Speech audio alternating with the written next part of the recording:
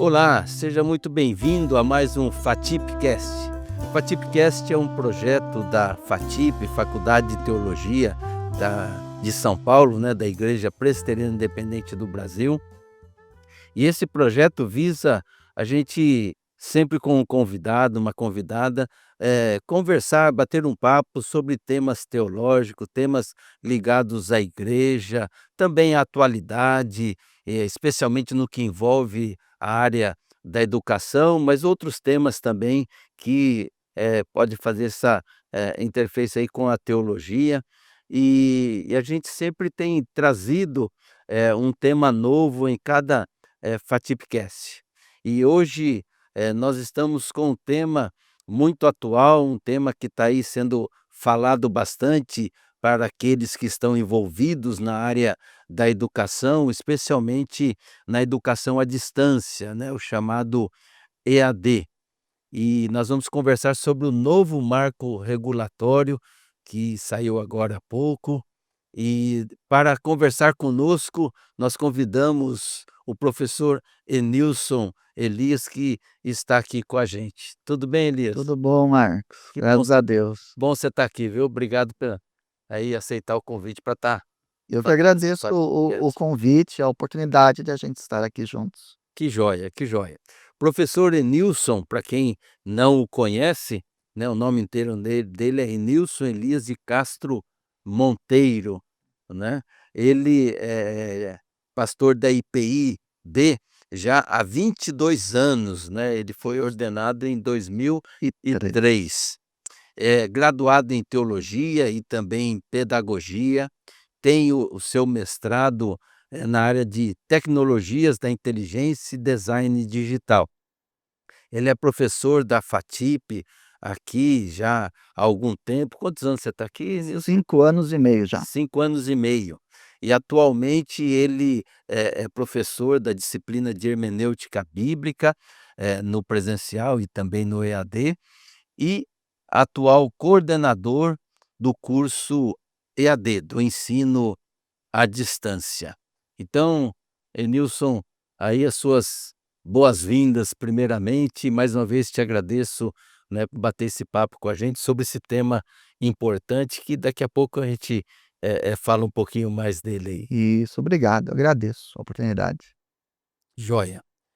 Bom, agora em maio desse ano, depois de muitas discussões que o MEC, o Ministério da Educação e Cultura, tem eh tido sobre o ensino, sobre a educação, especialmente o ensino à distância, e estava para sair desde o ano passado, aí um novo marco regulatório, novas diretrizes visando especialmente o EAD, o ensino à distância, e saiu agora em maio esse novo marco regulatório trazendo aí mudanças e alterações, já saiu também 3 portarias, com resoluções ali, que trata desse ensino à distância, tentando ou visando melhorar, o ensino à distância. A gente sabe que o ensino à distância, já veio para ficar, já tem um tempo que ele está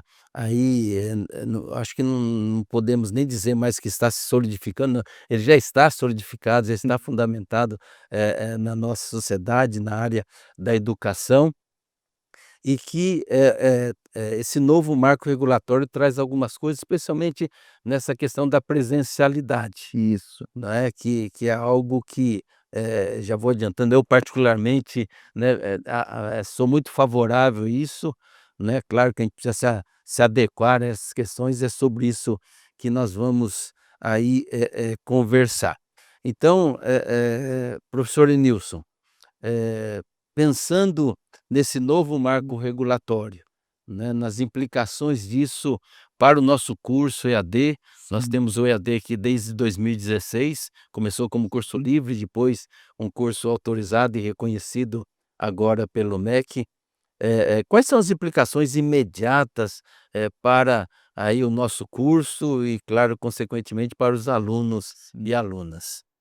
Marcos, de imediato não há uma implicação para o nosso curso de teologia e para os nossos estudantes, porque ao estabelecer o decreto do novo marco regulatório e as 3 portarias que fazem a regulamentação desse decreto, o Ministério da Educação colocou um prazo de 2 anos para adaptação das instituições de ensino, um prazo de 2 anos para transição.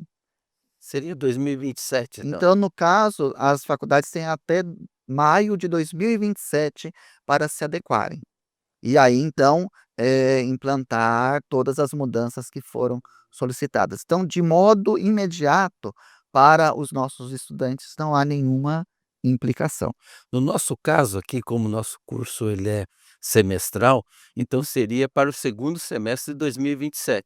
Primeiro semestre, porque até maio, nós temos até maio de Ah, tá. 2027. Então nós já temos que iniciar Sim, 2027 já com essa sim, nova mudança, sim. obedecendo aí o novo marco regulatório. É, a turma que vai iniciar em janeiro de 2027, ela já vai pegar essas mudanças, não é. Então a turma que entrou neste semestre, e as 2 que entram ano que vem, em janeiro e julho de 2026, essas ainda continuam na norma antiga. Certo. Então quem já está estudando, né, vale a regra que está aí Vale a regra atual. atual. Quem vai entrar agora no primeiro semestre, né, de 2026, né, você que vai fazer aí o processo seletivo, ou já fez o processo seletivo, ou vai se inscrever ainda, né, quer estudar, ainda vale essa regra. Para o segundo semestre de 2026, a mesma coisa, né, para entrar em segundo semestre de 2026, porque a gente tem ali, né, um processo seletivo maio, junho ali, né, agora 2027 já começa na É, nova regra. a partir de janeiro de 2027 não tem como fugir, daí será implantado plenamente. Isso, é importante frisar isso, né, então, que quem está e quem vai entrar agora em 2026, entra na regra anterior, então não está debaixo desse novo marco regulatório, né, das mudanças que ele traz. E falando em mudanças, professor Nilson, quais são as mudanças, que vão realmente impactar, né, a educação à distância, né, e certamente também aqui para o nosso curso de teologia? Tá. Eu descreveria 3 mudanças principais, 3 implicações principais. Em primeiro lugar, que cada disciplina terá que ter no mínimo 10 semanas. E isso vai implicar que o nosso estudante vai ter que fazer mais de uma disciplina ao mesmo tempo. Quantas serão vai a depender, do planejamento pedagógico que nós estamos estudando aqui com toda a FATIP. Mas isso já é certo que o aluno terá que cursar mais de uma disciplina ao mesmo tempo. Hoje não é assim, hoje o aluno faz uma primeira disciplina, depois 5 semanas vai para outra e assim sucessivamente. Com o novo marco isso terá que ser, alterado. Uma segunda mudança é que também a cada 10 semanas, o aluno terá que fazer uma prova presencial no seu polo, seja aqui na sede, aqui no prédio da Rua Genebra, aqui em São Paulo, ou nos polos espalhados pelo Brasil, A cada 10 a semanas. cada 10 semanas, mais ou menos aí. Concluindo a disciplina aí, ou as disciplinas, Isso, é. Se a nós disciplina tiver duração de pelo menos 10 semanas, concluindo ela, terá que ter uma prova.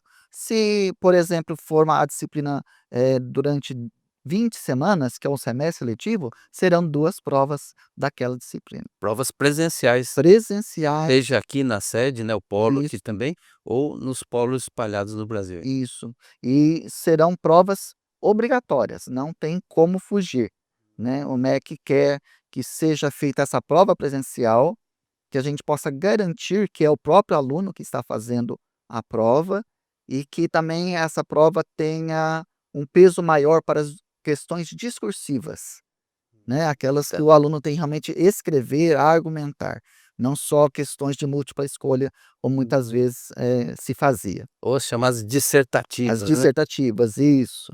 Perfeito, tá. Agora tem também a questão da presencialidade, Sim, né, isso também é uma mudança que traz aí o novo marco regulatório, porque, pensando no nosso curso EAD, o nosso curso hoje você faz todo ele em EAD, né, e não há nada de presencialidade, Isso. não é, a não ser os estágios, né, as atividades complementares que tem que fazer, hoje tem as extensionistas, Sim. essas são feitas ali onde os alunos e alunas estão, né, junto às suas bases, às suas Isso. igrejas. Mas nós teremos aí também um percentual de, né, para aqueles que fazem o EAD, né, um percentual de presencialidade e de aulas síncronas. E Fala um pouquinho para a gente sobre isso. essa é a terceira implicação, não é?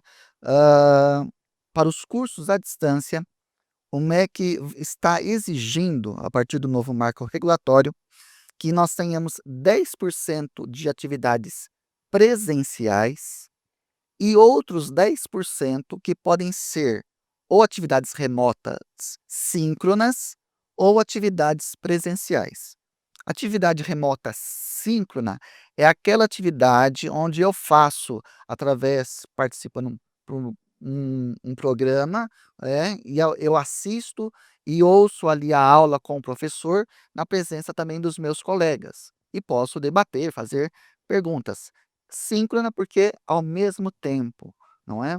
Então, 10% da carga horária de uma disciplina terá que ser ou atividade síncrona ou presencial, e outros 10% também atividade presenciais, né. Então, é uma novidade que nós temos.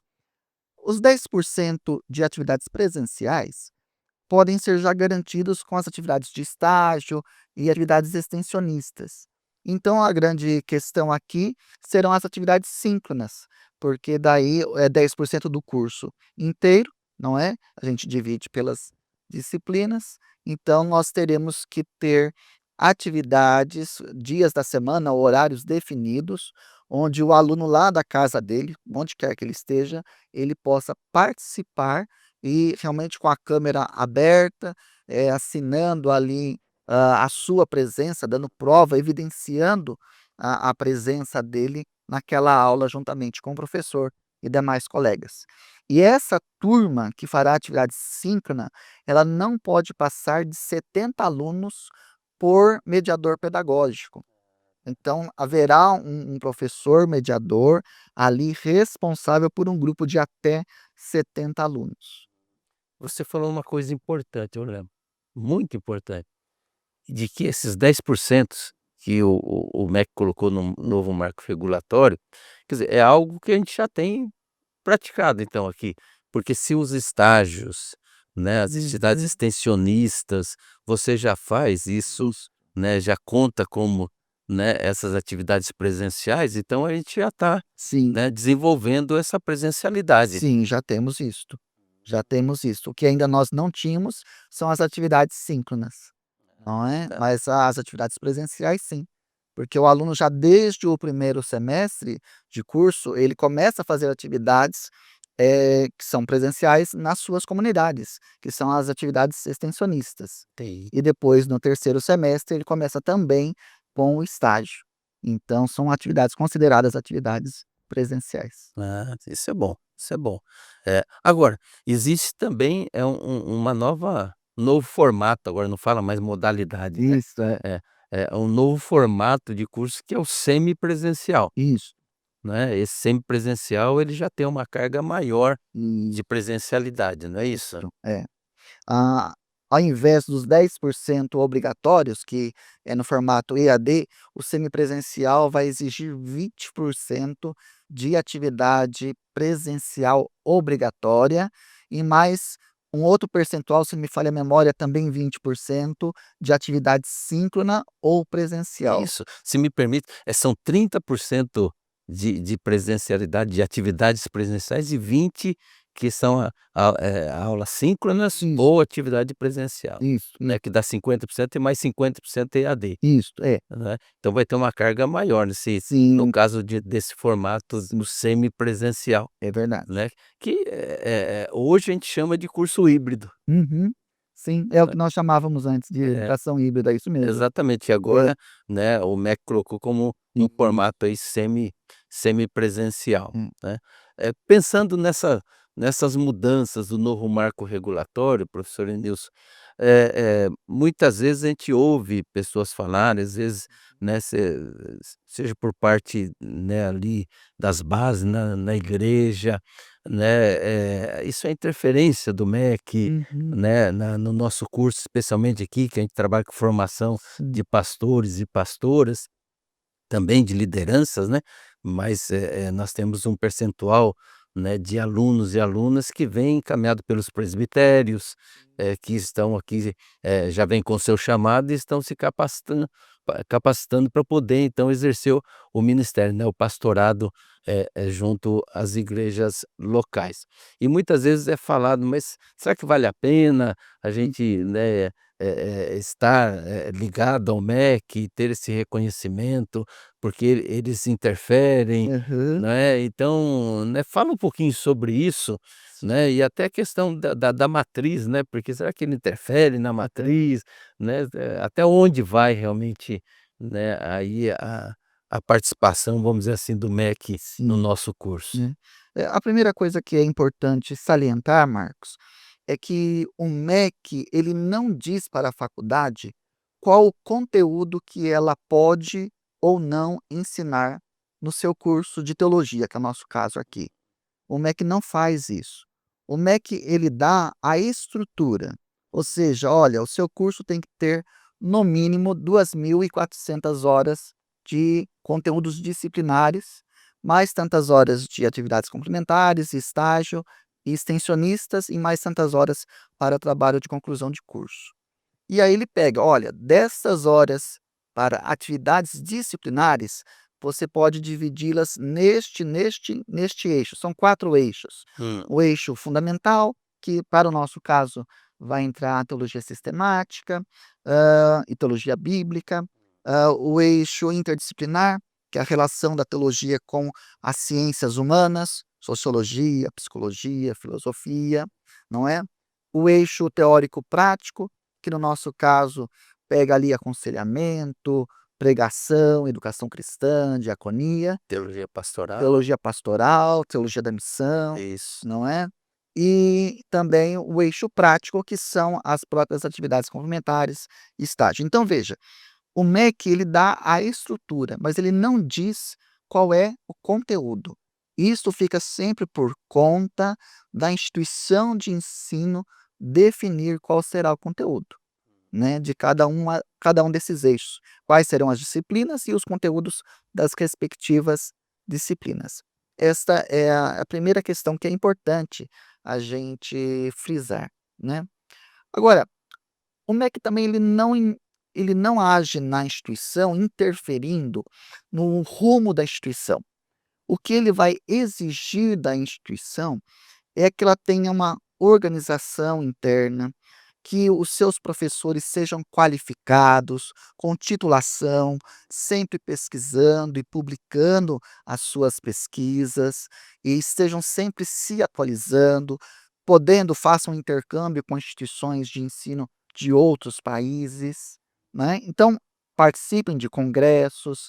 O MEC vai solicitar isto, então ele verifica se a instituição, se os professores da instituição estão fazendo essa atualização, essa capacitação contínua.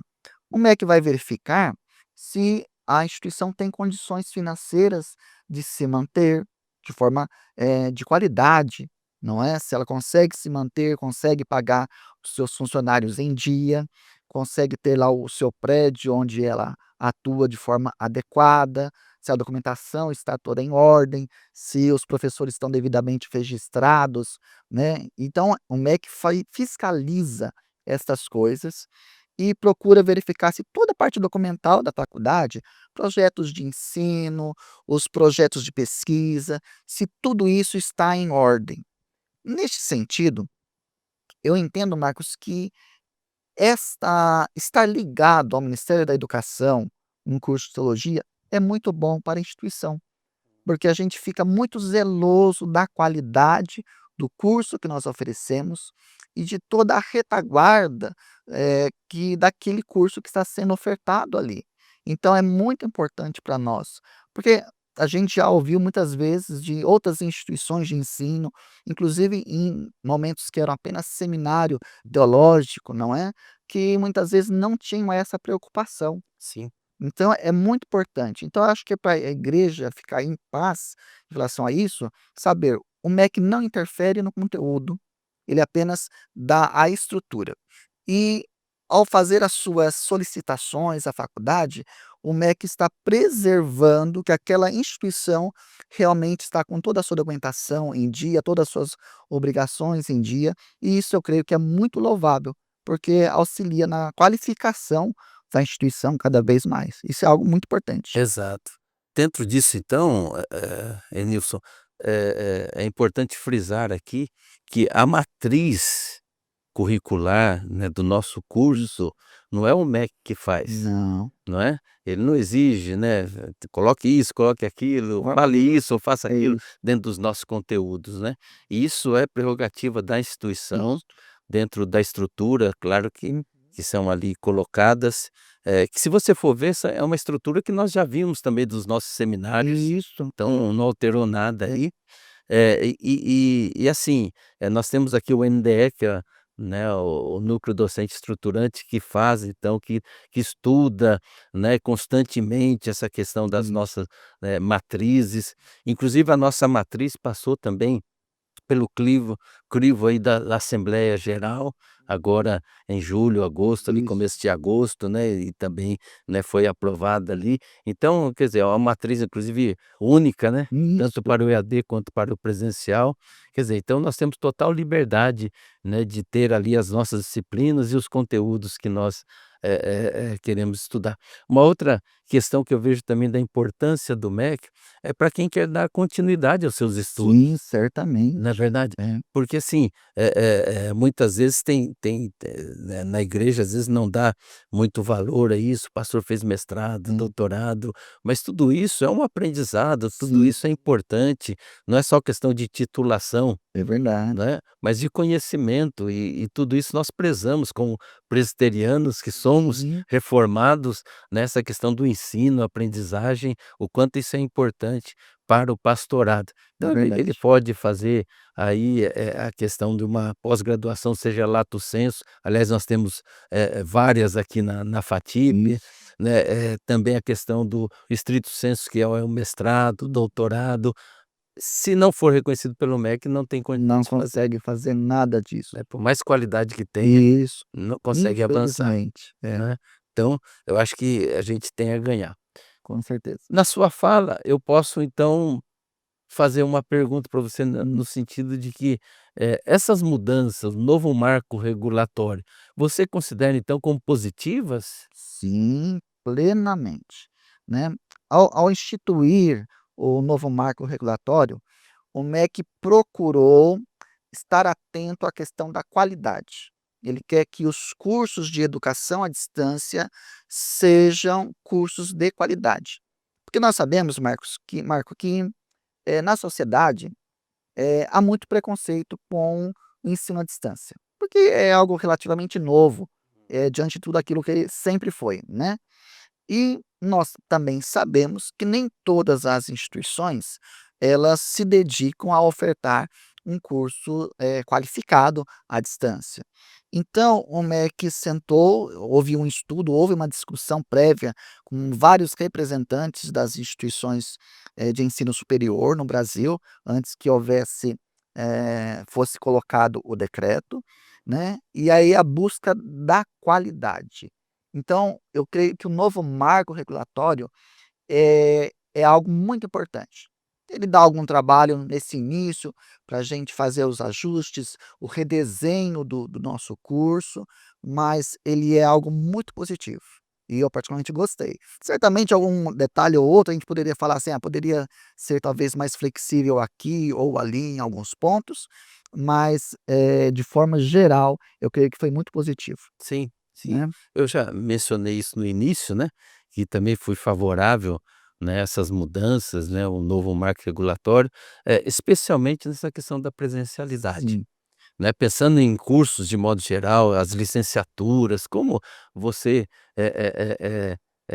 ali concluiu uma licenciatura sem que você esteja numa sala de aula É, também, tenha, contatos com os professores, professoras, sem contato com os próprios colegas, não é. Então, essa presencialidade ela se faz importante para quem quer exercer depois uma profissão aí dentro do curso que fez. No caso da teologia, nós trabalhamos aqui também com a formação pastoral. sim, É uma coisa que eu já falei isso para você, né, o curso EAD, o curso de teologia EAD, o nosso curso é muito bom, isso.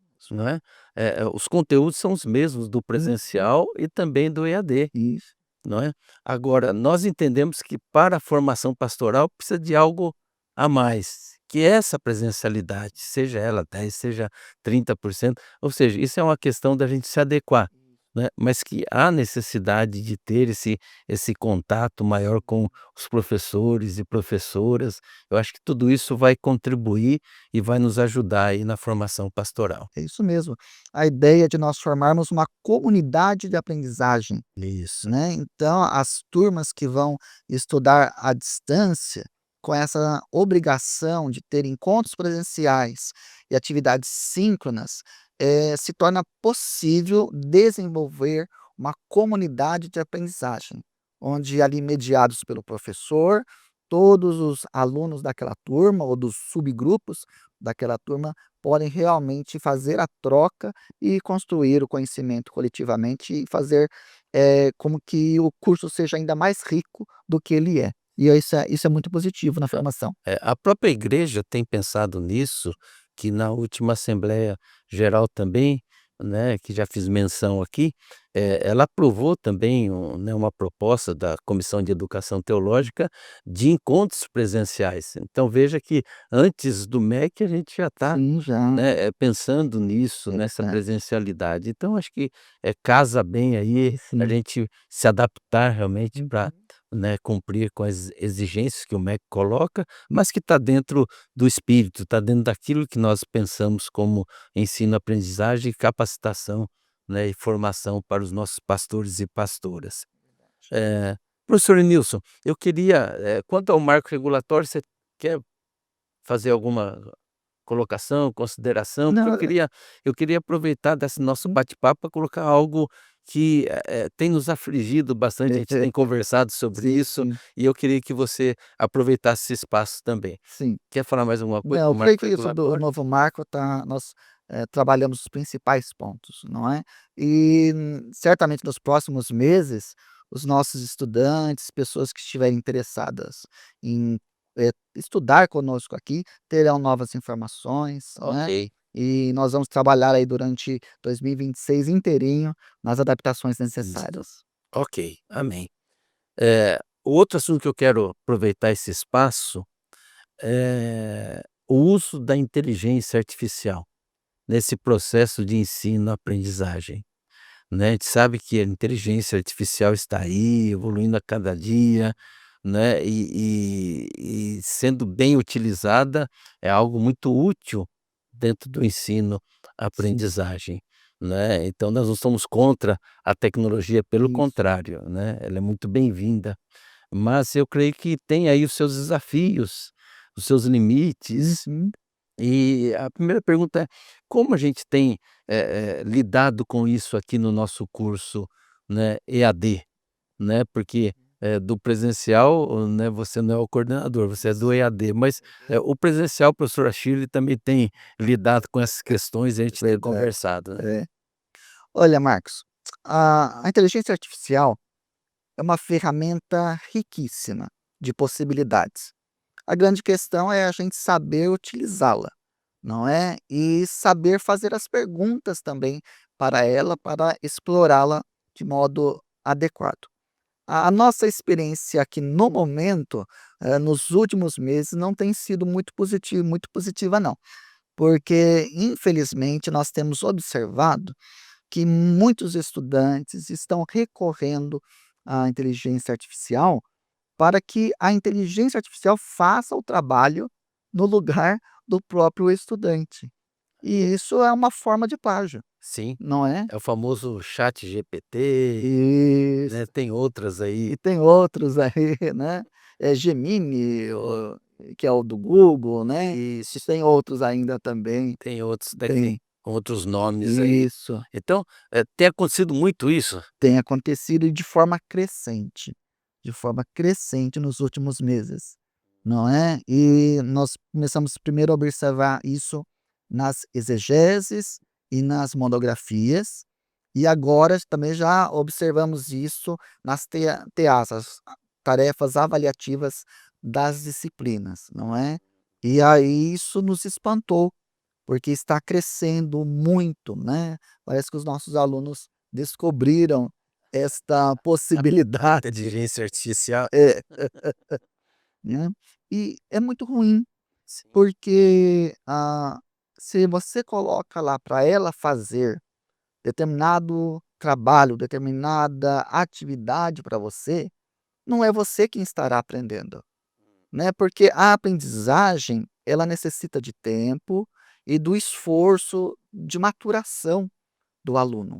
Quer dizer, ele precisa ali pesquisar, selecionar fontes, fazer uma análise criteriosa, avaliar qual fonte é adequada ou não para aquilo que ele precisa, comparar, sintetizar, e daí então poder fazer a escrita dele, revisar aquela escrita, colocar no molde, das normas acadêmicas. Veja, é todo um trabalho sequencial que exige uma dedicação do aluno e que ele vai amadurecendo o seu conhecimento, né, e cognitivamente é algo muito importante.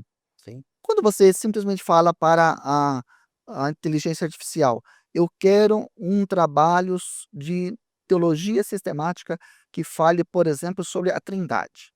Ela vai pesquisar lá tudo o que está na rede acerca do tema Trindade.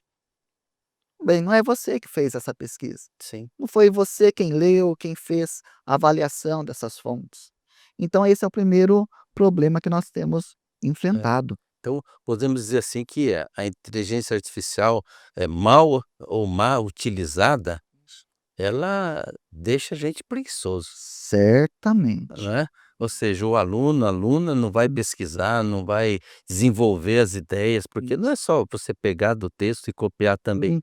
isso também é plágio, né. Sim. Né, existe aquela brincadeira, né, que quando pega de um autor só é plágio, quando pega de vários é pesquisa, É.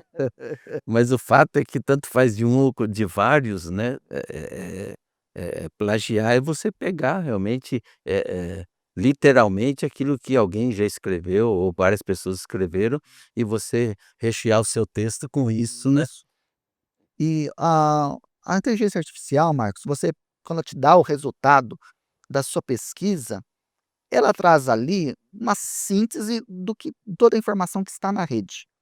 E muitas vezes ela nem diz de onde vem aquela informação. As fontes, né. E aí nós não sabemos se aquela informação está plenamente correta ou se também tem equívocos naquela informação. Mas tem, E como tem, mas a tem. inteligência artificial também erra, Sim, né. eu lembro, eu não vou precisar aqui, né, o que foi exatamente, mas eu lembro que eu fiz uma pesquisa sobre, né, perguntando alguma coisa lá sobre, Calvino, É. e ela falou tal, e daí eu argumentei falando: "Mas Calvino não falou isso aqui e tal". Ela falou: "É verdade, você tem razão". Né, então assim, sempre se corre esse risco, Sim, né, eu já peguei trabalhos, né, de alunos que, citava ali autores e que eu conheço o livro, então ele não falava aquilo, sim, né, então, ela comete os seus erros também, comete, sim, né, porque ela depende de que ela seja alimentada de sim, informações, né, é. então isso corre-se esse risco. Agora, eh, como é que a gente pega? Como é que vocês detectam: "Não, isso aqui foi feito, né, utilizando, né, inteligência artificial, fora dos limites, né, que pode ser utilizada". Como é que isso é detectado aqui? Em primeiro lugar, o professor sempre tem um olhar mais clínico para esse tipo de coisa. E quando a gente já conhece o aluno, já de vários semestres, a gente sabe mais ou menos qual é o estilo do aluno, como é que ele desenvolve um texto. E aí, analisando aquele texto apresentado, você fala: "Mas isso aqui está estranho, essa forma não é aquela utilizada pelo aluno tal". Então, isso já acende um alerta. Além disso, nós também temos softwares de análise de plágio.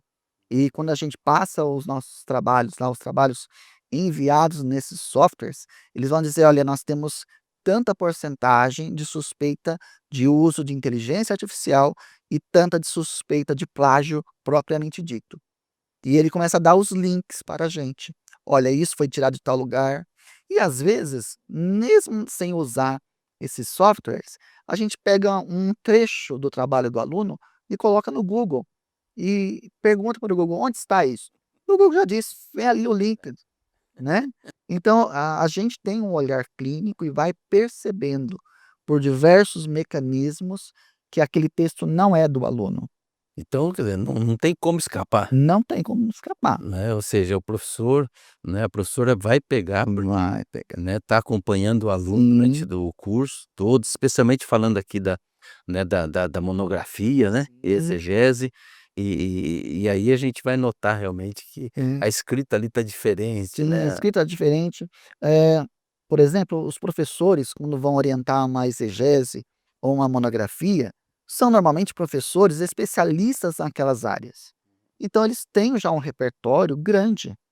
Então o aluno vem com tal afirmação, o professor fala: "Mas tal autor não di", o que você disse, né, "tal autor não afirma isto", né. "Ah, mas esse livro não existe", né. Então os professores sabem, e o aluno tem que ficar atento a isso, É. né. Existe um limite, né, pra utilização que o próprio programa dá isso, né, É, ele dá um e que nós aceitamos ele aqui, dá né. um pequeno limite lá de 2, 3%, né, porque aí depende da forma que uma é construída a frase. Então há aspectos, nem tudo que ele aponta para a gente como suspeita é um efetivo plágio. Então a gente analisa, né, o relatório que vem do software, ele é analisado pelo professor. Porque quando a gente pede para fazer a pesquisa, nós colocamos lá um limite de número de, palavras numa frase que ele precisa pegar. Então, às vezes, o computador, o software aponta como suspeita, mas você vai analisar que está num contexto que é feita a devida citação, a devida referenciação. Então aí a gente já elimina, É. né. Uma coisa que a gente percebe bastante na, né, no uso da inteligência artificial, é que as citações, na grande maioria, são citações indiretas. Isso. Né, É. citações indiretas, né, são aquelas que, você, fala do que o autor ali está pensando, né, pensa sobre Uhum. aquele assunto, né, mas ela não é literalmente Isso. aquilo que o autor colocou no seu livro, né, Isso. no seu texto, né. E na o uso da IA é sempre citações indiretas, Sim.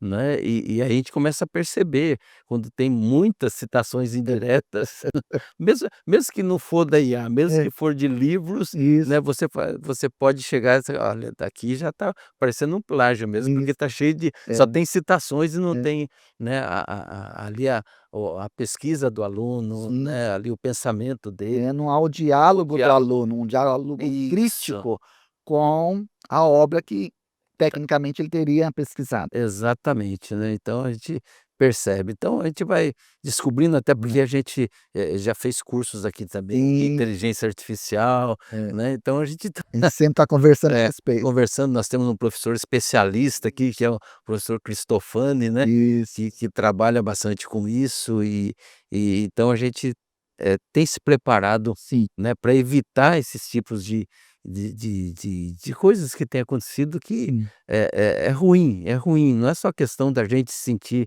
enganado, né, ou tentar ser enganado pelo aluno, mas, para o aluno mesmo, para a aluna, porque isso, tira ele da pesquisa, tira ele, né, do desenvolvimento É, cognitivo, tira ele também da, sabe, do conhecimento e da preparação adequada, né, para o pastoreio, para a liderança é. na vida da igreja, né. Então eu acho que, não deveria existir entre nós isso, Sim, mas concordo. infelizmente né, infelizmente tem acontecido, né, e a gente está muito bem preparado para evitar isso e pegar e tomar as providências que precisam ser, né, ser tomadas. Então, pensando nisso, professor Nilson, né, qual assim a orientação que você, passaria aqui para os alunos e alunas em relação à inteligência artificial, o uso da inteligência artificial? Em primeiro lugar, é importante que o aluno tenha claro,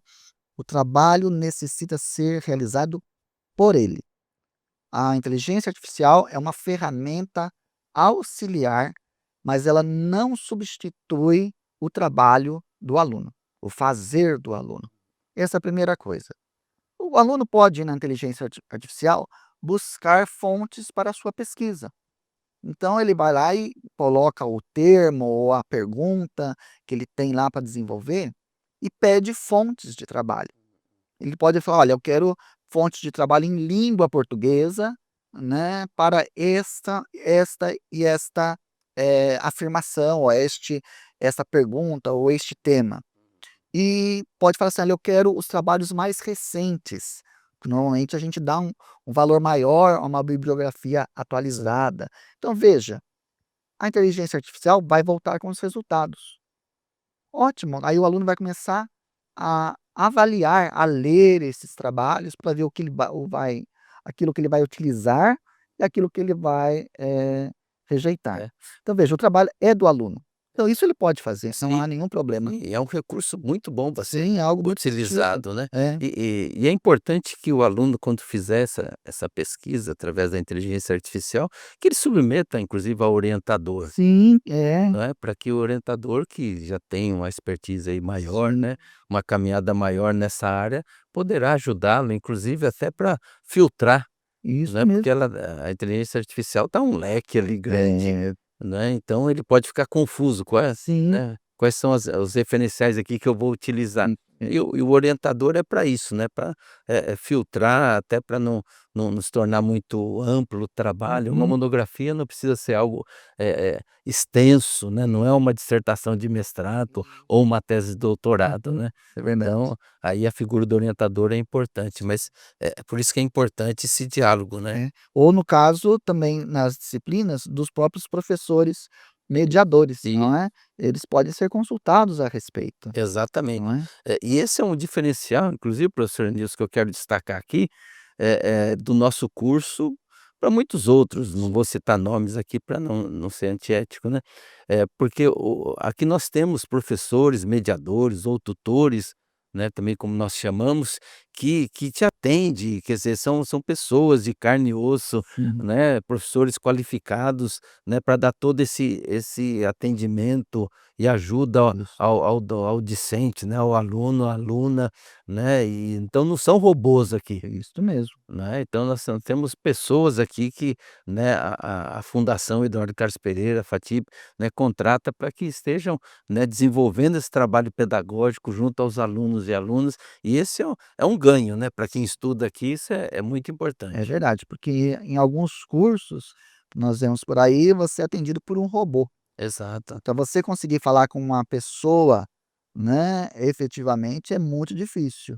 exato, Né, então ter um professor ali verdadeiramente humano, que vai nos ouvir e orientar é algo muito importante, exato. enriquece muito. Isso, e a gente tenta, aqui, realmente fazer com que o professor, o docente, ele atenda um número, né, X de alunos para que ele dê conta disso, então isso realmente é importante, né. Então, por isso que até voltando ao marco regulatório, a gente está bem para poder atender as exigências do MEC, Sim, né, e não teremos muitas dificuldades. é Claro, verdade. precisamos estudar, trabalhar Sim, bem essas mudanças, mas eu creio que a gente está num bom caminho, também acho. né, para isso.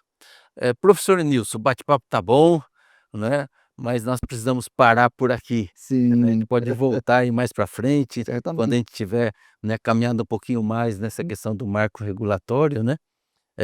Mas eu queria suas considerações, finais aí sobre essa questão do marco regulatório ou sobre a questão da IA, algo que você ainda talvez não falou ou quer ressaltar mais ainda, fique à vontade.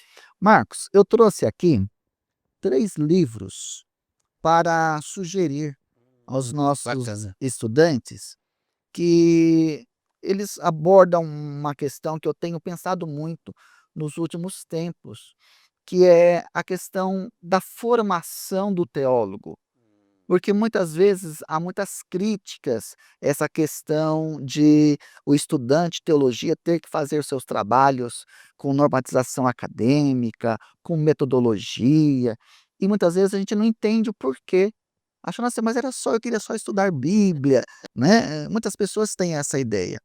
E esses 3 livros, eles falam da postura de quem quer formar a si mesmo, independente de ser teólogo ou não, mas mais voltados para a área de teologia. Então, temos este aqui, A Arte de Formar-se, do João Batista Libânio.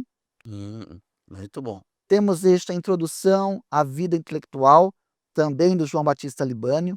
E esse aqui é muito interessante, porque ele começa trabalhando a questão da formação do teólogo, e na segunda parte é questões de metodologia da pesquisa. Bacana. Ele une as 2 coisas, o que nos mostra que não há distinção, não há uma separação entre aspectos metodológicos e a formação do teólogo, Sim. né. E por fim, esse do Hans de Angel Cordovilla, O Exercício da Teologia, Introdução ao Pensar Teológico e as suas principais figuras.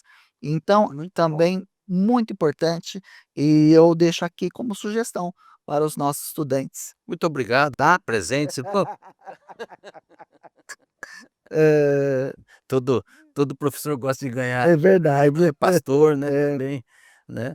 Mas professor Nilson, bacana, boas indicações. Se você, aí você a gente mostrou aqui as capas, mas você querendo, né, maiores referências em relação a isso, você pode, escrever aqui para a FATIP, né, para a coordenação, sim, né, a gente vai, colocar um GC aí, pra você, do e-mail da coordenadoria, que é coordenadoria EAD, né, arroba, fatip.edu.br, né, isso. e poderá falar com o professor Enilson e Sim, pegar aí as referências para você comprar, né, adquirir esses livros e ler esses livros, isso. que é É, muito importante. são muito bons. Que bom. Professor Enilson, obrigado então pela sua presença aqui. Eu Agradeço, acho que foi bem Marcos. esclarecedora, né, as suas palavras aí sobre o novo marco regulatório, porque tem, né, causado algumas dúvidas, Sim, controvérsias, né, preocupações por parte dos alunos e verdade. alunas. A gente tem recebido muito essas perguntas. Eu já estou fazendo, e aí, tenho que me adaptar, como é que vai ficar e tal. Uhum. Eu acho que isso foi respondido, né? Certo. Muito bem por você aqui, e também aproveitando para falar sobre essa questão, sobre esse desafio, Sim, né, do uso da inteligência artificial, que é muito bem-vinda, volto sim, a dizer, né. Inclusive nós tivemos o primeiro congresso internacional de teologia, foi sobre esse tema, sim. né, desafios éticos e teológicos das novas TICs, Isso. né. Você tem inclusive esses, as palestras aí no nosso YouTube. Então assim, eu acho que valeu bastante, né, você ter colocado, falado, né, sobre as dificuldades que a gente tem enfrentado aqui e orientado os alunos e alunas para que, né, possamos evitar as tentações aí de usar É até verdade. a inteligência artificial para fazer todo o nosso É, trabalho. não sejamos preguiçosos, Isso de mesmo, né. forma alguma. A Bíblia condena a É. preguiça. Então é isso, obrigado aí você que está nos assistindo, nos ouvindo através das plataformas digitais. Que Deus abençoe a sua vida, Deus abençoe a sua família, que Deus abençoe a igreja na qual você participa. Eu quero te fazer um convite. Nós teremos no dia 18 de outubro, é um sábado, é o segundo Fatip Day. Fatip Day é a faculdade aberta para a comunidade, desde as 9 horas da manhã até as 16h30, onde nós teremos uma programação aí com participação de corais das nossas igrejas, teremos 3 corais, teremos palestras também por parte dos docentes aqui, então, você pode conhecer as instalações, nós temos instalações maravilhosas aqui, que fica aqui na Rua Genebra, no 180, na Bela Vista. Então, se você quer conhecer, está aqui na região, São Paulo região, ou mesmo de outro lugar, quer vir para cá nesse dia, então venha conhecer aqui e participar. Inclusive, você pode trazer, se você tem filhos pequenos, traga, que vai ter brinquedos aqui também, vai ter algodão doce, né, teremos aqui um cachorro-quente delicioso, então venha participar. E o outro convite é o nosso congresso, terceiro Congresso Internacional de Teologia, com o tema Teologia e História, Encontros e Desencontros do século XIX à atualidade. Estará conosco, né, o professor, doutor, reverendo Mark Peterson, que ele é presidente do Instituto Flourish, da ICO, né, da Igreja Presbiteriana dos Estados Unidos, e também a presença do professor Alderi de Matos, que é professor e pastor da Igreja Presbiteriana e professor ali do Mackenzie, do Andrew Jumper. Então, e teremos as oficinas também. Se você entrar no nosso site www.fatip.edu.br, você terá todas as informações tanto do Fatip Day e também do congresso. E faça a sua inscrição, tanto para um quanto para o outro. O Fatip Day é gratuito, já o congresso tem uma pequena taxa ali simbólica de R$ 50, mas vale a pena você participar. Será online e também presencial. Se você está por aqui, venha no presencial. Vamos inaugurar aí o nosso novo auditório aqui na Fatip. Então venha participar. Fica aí o convite. Obrigado então mais uma vez. Deus abençoe a todos vocês.